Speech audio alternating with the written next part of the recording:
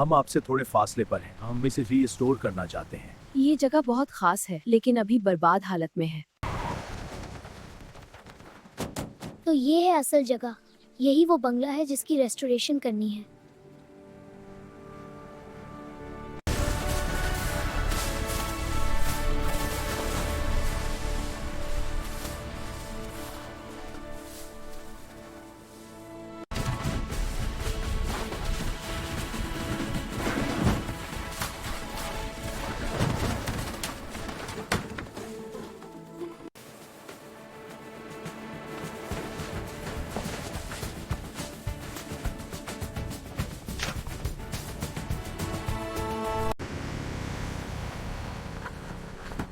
आप लोगों ने तो सिर्फ 2 दिन में कमाल कर दिया। ये जगह बिल्कुल नहीं लग रही है। ये हमें और ये बादल साहब कहाँ से हैं?